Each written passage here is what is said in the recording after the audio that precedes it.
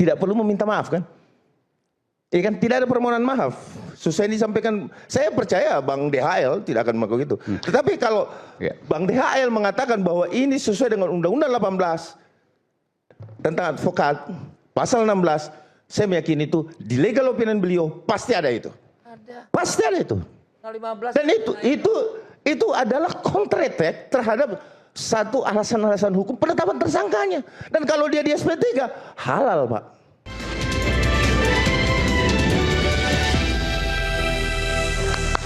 Oke, tadi sudah diberikan keterangan dari Bang Damai Hari Lubis. Sekarang saya berikan kesempatan pada Bung Kapitra Ampera.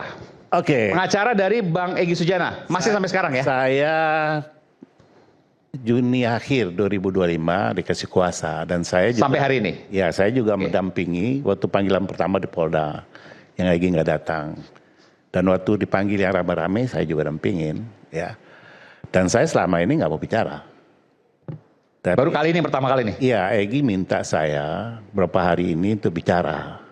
Terima kasih pertama kali di Rakyat Bersuara. Oke. Karena saya tadi dikirim ada aplikasi Cards ya. Dia berobat, semua data pengobatan dikirim sama saya tadi ya.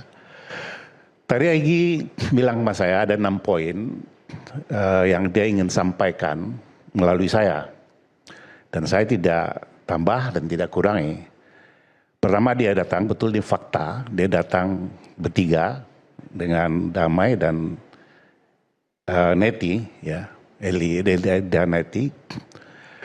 Begitu dia ketemu Pak Jokowi, dia buka pertama kata-kata Mas Jokowi. Kalau ada kemungkinan orang mengatakan saya datang ke sini minta maaf, dan saya ke sini bukan minta maaf. Itu poin pertama yang Egy sudah sampaikan saya. Saya datang ke sini bukan minta maaf. Kalau emang ada yang menyampaikan ke Bapak, kemungkinan ada yang menyampaikan ke Mas Jokowi, dipanggil Mas. Saya ke sini bukan minta maaf. Kedua, saya protes. Saya ini advokat, lagi menangani perkara di Pengadilan Solo dan Jakarta Pusat. Sebagai advokat, mewakili klien saya. Kenapa Anda laporkan saya? Dan itu konteksnya, Egy bicara soal yang digugat itu ijazah SMA. Bukan S1, SMA. Dari awal itu yang digugat. Yang ketiga, dia bilang begini, saya laporkan Anda Pak, 9 Desember 2024, setelah tidak jadi presiden, melaporkan soal ijazah SMA palsu. Sebagai ketua TPWA dan wakil saya, Rizal Fadilah, melaporkan Anda tentang S1, ijazah S1. Ya. Tetapi ini tidak direspon. Anda melaporkan seorang yang melaporkan Anda. Ini berdasarkan Undang-Undang 31, soal perlindungan saksi dan korban. Anda nggak boleh laporkan saya. Karena saya melaporkan Anda. Itu dia bilang. Yang kedua, yang keempat, yang kelima, saya punya legal opini. Pendapat ahli dari Dr. Muzakir bahwa Egy Sujana tidak bisa dijadikan tersangka. Yang keenam, dia bilang, saya menasihati.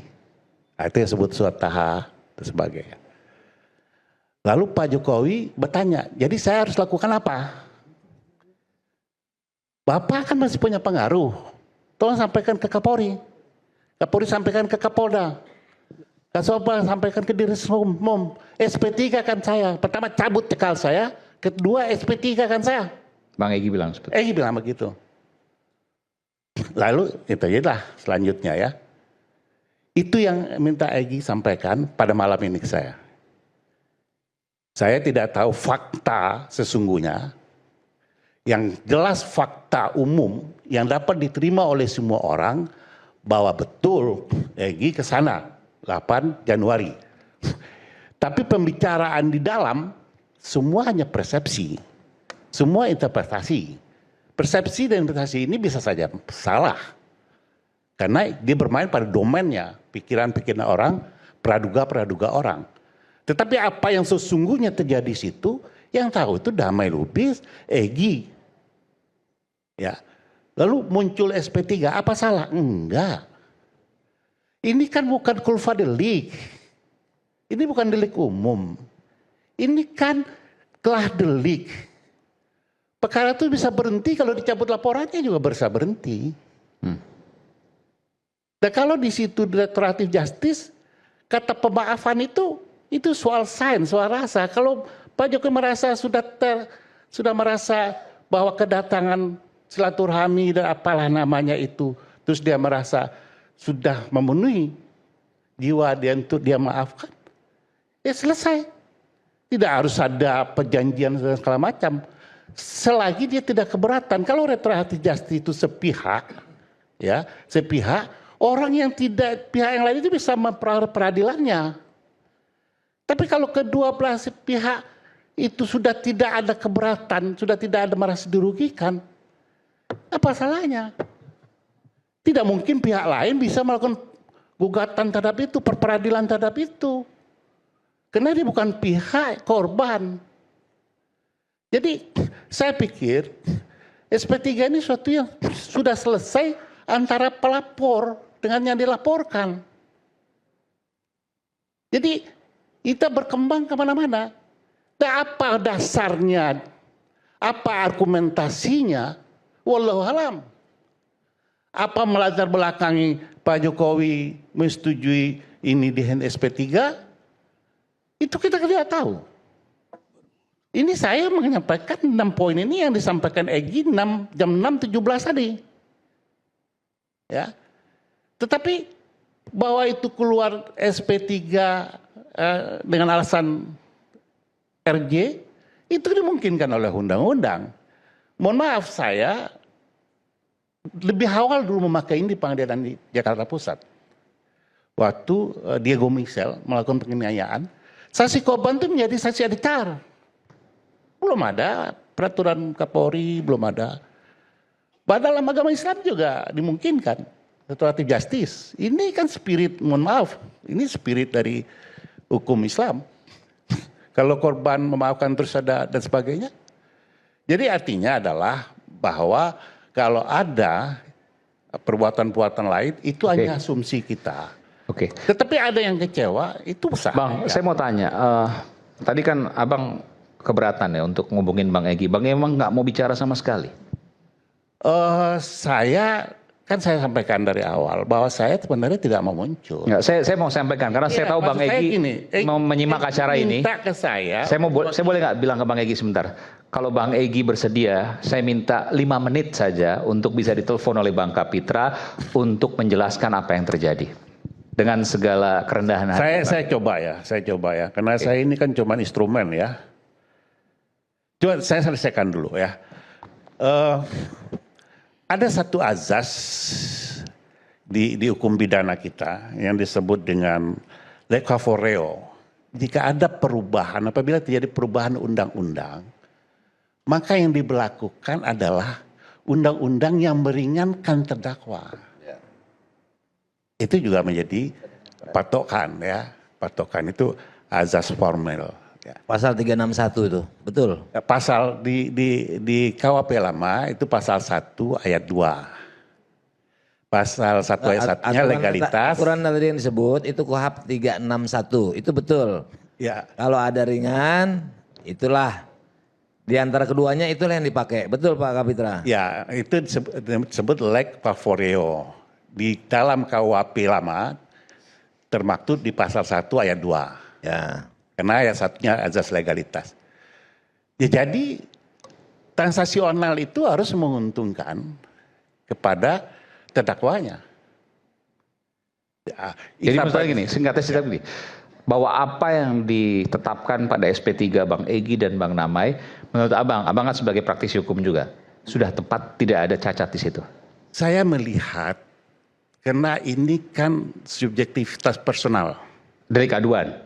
Iya. Kalau pelapornya menyelesaikan dengan restoratif justice, selesai perkaranya. Ada 2 cara dia menyelesaikannya. Yang dia bisa selesaikan. dia cabut laporannya karena ini delik aduan, maka selesai semua proses. Nah, cuma permasalahan tadi kan pelapornya nggak hanya Pak Jokowi, tadi disebutkan oleh Bang Hozin. Lah, saya tidak bicara yang lain nih. Kita kan fokusnya di sini masalah kedatang ke Solo, terus turun ke SP3 kan, judulnya itu kan. Kalau yang lain saya nggak ngerti tuh, ya. Apakah yang lain juga? Pak Pitra mewakili kliennya, dia nggak mewakili semua. Silakan aja nanti dibahas. Iya, kalau itu saya nggak ngerti. Yang saya paham. Dia juga nggak mewakili saya. Silakan, Bang Hozin mau bicara. Ya, justru itulah karena kan begini, kronologisnya itu kan laporan berbeda. Ada di beberapa Polres, ada di Polda. Lalu yang di Polda dari Joko Widodo 30 April dikonsolidasi menjadi satu kesatuan penyelidikan dengan laporan-laporan lainnya. Nah, kalau kita bicara tentang tadi pasal peralihan itu kan memang sudah diatur tentang apa yang meringankan di pasal 3 junto 616 KUHP ya, bukan KUHAP-nya. Kalau 361A KUHAP itu berkaitan dengan perkara yang sudah disidik tapi belum berlaku KUHAP yang baru, maka berlaku KUHAP lama, nomor 8 tahun 81. Maksudnya adalah kalau kita bicara tentang yang menguntungkan bagi tersangka itu bukan terkait restoratif justice, terkait pengenaan pasal-pasal yang sebelumnya dikenakan pada tahap penyidikan dan nanti dilimpahkan pada saat persidangan. Disitulah nanti akan ada konversi pasal. Kita tidak membahas itu. Nah, kalau kita bicara soal ini delik aduan, iya, tetapi ini bergabung dua delik. Jadi yang dibahas delik apa nih? Yang dibahas apa? Delik umum. Delik umumnya dilaporkan oleh sejumlah pelapor lainnya. Delik aduan. Sehingga tidak bisa serta-merta satu pelapor itu kemudian menyampingkan lapor-lapor Saya jawab dong, saya jawab. Oke. Ya. Silakan. Jadi begini, artinya jadi intinya sih ini karena atensi Solo aja perkara ini. Jadi begini, jadi artinya dia keberatan dengan SP3 ini karena tidak sesuai asas legalitas. Gitu? Iya kan? Iya. Silakan upaya hukum. Saya pemohon, saya nggak mewakili Bang Egy ya. Ini ada pengacaranya. Iya. Saya mewakili diri saya, merasa saya pantas di SP3 melalui apa saja terserah. Nah, nyatanya saya belum terserah ya. Nah, nyatanya dianggap salah.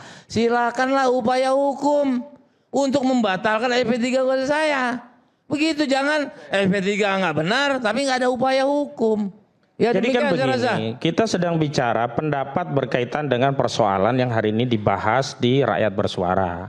Bahwa apakah kemudian akan dipertimbangkan mengambil atau tidak itu persoalan lain.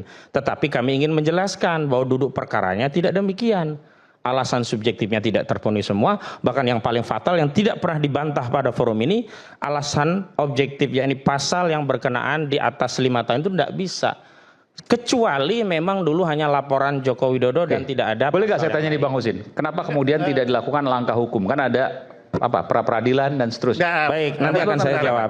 Yang pertama. Nanti saya berikan jadi begini, pertama, sebenarnya itu bukan di KUHAP. Lex Lapor Reo itu sudah dihir zaman Belanda. Pertama kami melihat. Jadi memang betul itu KUHAP tidak menyimpang kepada teori. Baik, pertama itu kami asas hukum, nggak boleh dilanggar.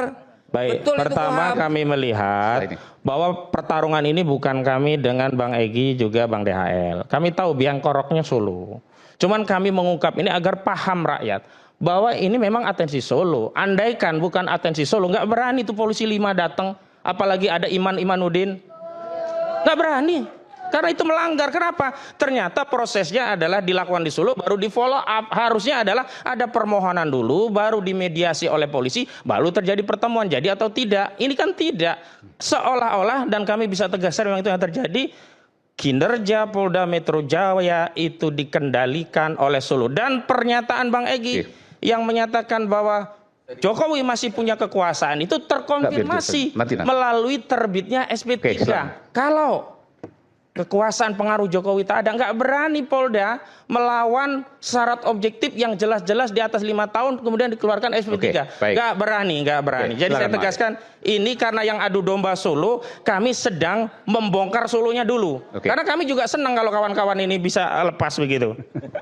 Silahkan. Oke, baik Bung Iman, terima kasih. Akhirnya dikasih bicara juga nih. Kalau saya pertama tanggapi dulu ya. Tanggapi dulu. Oh, untuk menanggapi yang mana? Ya. Yang Solo. Ya. Saya rasa itu keberangkatan ke Solo dan lain-lain sebagainya itu antara Pak Damai Lubis dan Bang Egy Sujana yang mengetahui itu, termasuk pengacaranya. Karena gini, mungkin kehadiran polisi di situ, ya, ini mungkin ada pembicaraan antara Ibu Eli Daneti dan pihak penyidik. Itu yang mungkin saya lihat, karena ini nggak ada Ibu Eli Daneti, saya rasa kita berbicara pasti mengawang-awang. Nah, yang pengen saya katakan di sini, itu saya sudah jawab ya, bahwa jangan kita menyalahkan Solo terus, segala sesuatu yang perbuatan baik saya rasa kita dukung lah, ya kan? Nah, terus kemudian terkait dengan Bang Egy Sujana dan Pak Damai Lubis di SP3. Yang saya mau katakan di sini adalah yang pertama, Undang-Undang Advokat pasal 16. Bahwa advokat tidak bisa dituntut pidana maupun perdata ya dalam menjalankan tugas dengan niat yang baik. Artinya ada Undang-Undang 18 di situ. Ada putusan MK diperjelas di situ, memang tidak boleh tuh. Ya. Di luar maupun di dalam pengadilan. Terus bahwa ini disampaikan dalam materi pertemuan Bapak Insinyur Joko Widodo bersama dengan Pak Egy Sujana. Saya advokat loh Mas, kan gitu kan? Kan dari poin-poin yang tadi kan, saya advokat loh Mas, kan itu. Ini bahasa yang saya coba kaitkan dengan undang-undang advokat. Sama dengan Bang Rasman juga kita tetap organisasi advokatnya juga akan melakukan tindakan-tindakan hukum, ya, alasan-alasan hukum, baik itu legal opinion yang seperti disampaikan Pak Damai Lubis, baik itu pendapat ahli yang disampaikan oleh Bang Egy, itu tentunya adalah suatu gerakan perlawanan hukum yang jelas secara objektif dilakukan kepada penyidik. Untuk apa? Mengcounter tadi, Bang Aiman. Penetapan tersangka, mau dilakukan penahanan, tentu itu di-counter dengan suatu perbuatan nyata. Yaitu dengan legal opinion dimasukkan. Nah ini action, ya kan? Bukan opini. Dengan alasan-alasan hukum yang jelas. Terus kemudian pasal 31, perlindungan saksi dan korban.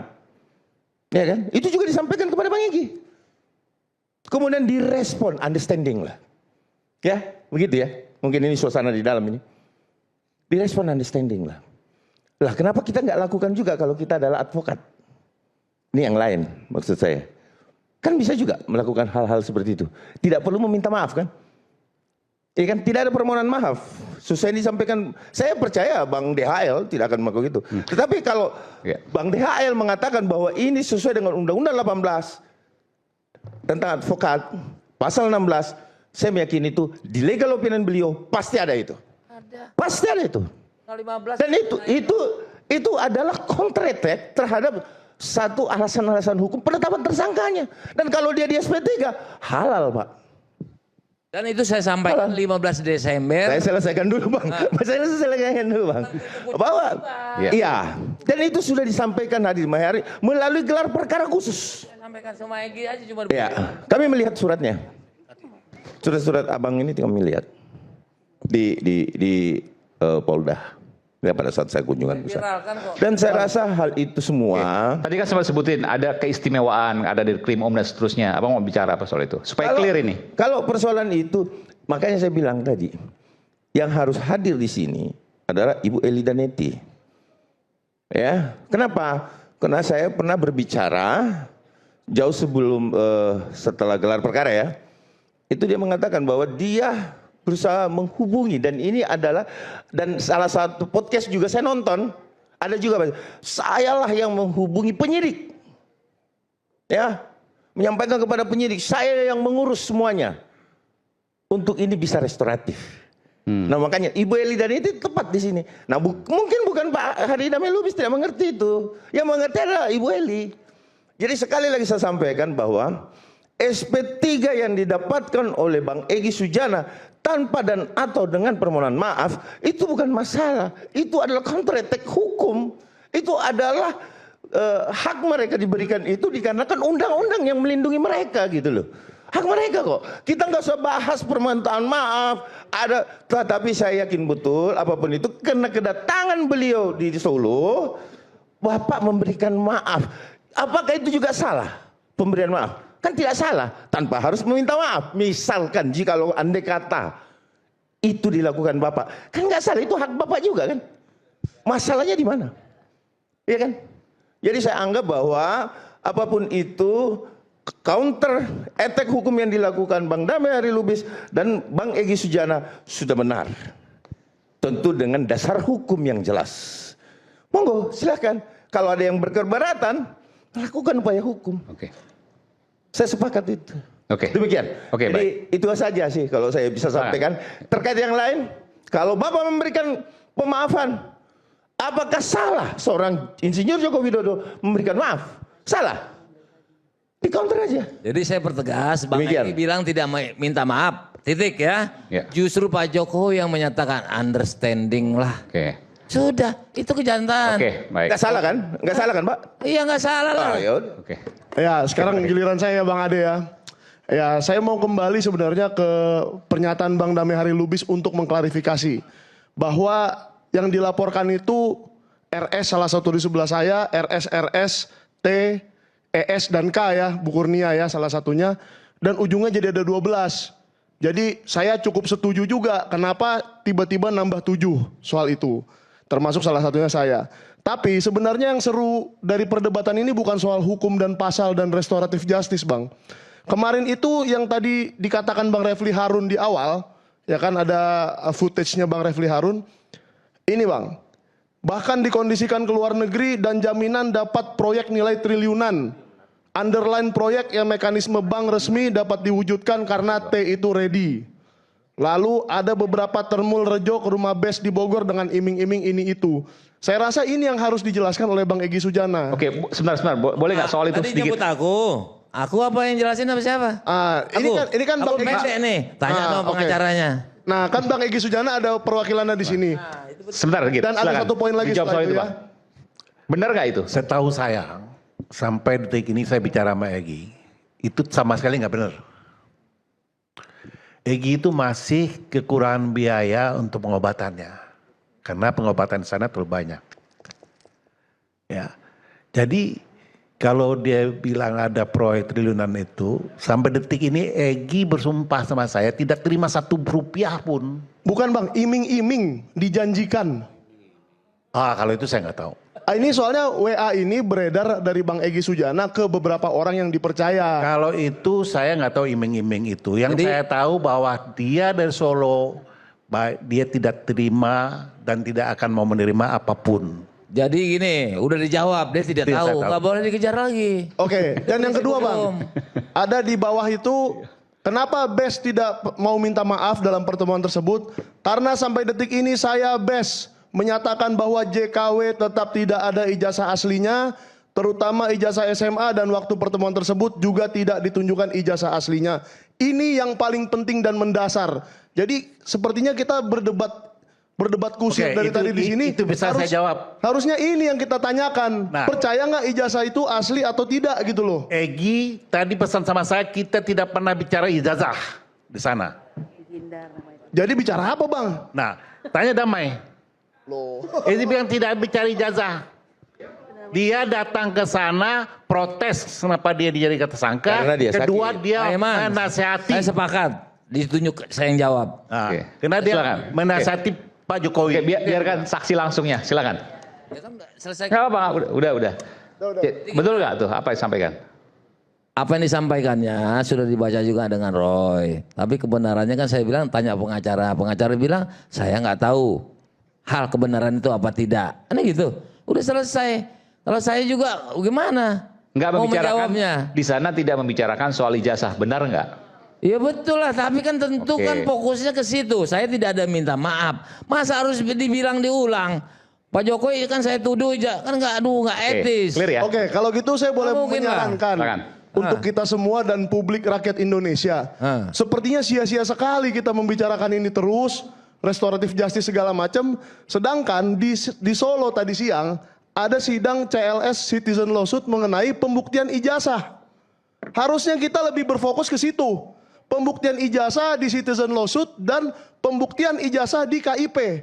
Yang katanya sih KPU mau banding, tapi saya nggak tahu kebenarannya seperti apa. Ini Nah, menyimpang dari sisi bisnis iNews. Iya, artinya gini Bang. Dari tadi ini kan kayaknya menanyakan apakah minta maaf, apakah Enggak, tidak. pertanyaan Anda apa? Iya. Nah, kalau itu dibahas di media Anda ya nggak apa-apa. Kalau kita punya judgement sendiri. Oke. Oke, jadi ya kembalilah kita semua mencari ijazahnya asli apa tidak. Oke. Itu aja Ya, menurut oke. saya. Oke, nanti kita tunggu di Sentana ya. Oke. Nah, jadi gini, ini pendapat yang tadi sebetulnya yang dari Adinda Sangaji itu sudah saya bantah, itu pendapatnya sama dengan Oke. Repi Harun. Ya. Pendapat yang mana? Pendapat kau tadi yang restorasi nggak bisa, udah ku bantah. Itu pendapat Repi Harun sudah ku bantah. Nah ini Bang Rismon dengar nih. Sama juga RH ya maksud saya, mencegah itu. Artinya kalian udah nggak bisa restorasi. Kan bikin lemah. Ada tulisan saya nggak dibalas sampai sekarang. Cuma yang saya mau tanya, ada juga yang berkesan saya dengan RH, yaitu dia nyatakan harusnya pengacara yang tidak bisa membantu kliennya melakukan SP3, ya tahu diri mundur. Saya juga kagum tuh, cuma ditujukan kepada siapa? Saya nggak tahu. Kebetulan di sini ada temannya Bang Refli Harun. Nanti setelah jeda kita akan kembali, kita akan tanyakan kepada Bang Jamada. Oke, kita akan kembali saat lagi. Tetaplah bersama kami. Kita bersuara. Oke.